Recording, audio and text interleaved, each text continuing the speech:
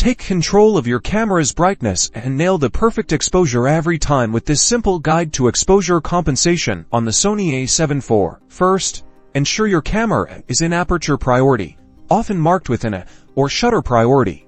Marked with an S, these modes allow exposure compensation to make a real difference. Now, locate the exposure compensation button on the a7 IV. It's typically a dedicated dial or a button that brings up an on-screen control for many. There's a dedicated dial right on the top of the camera.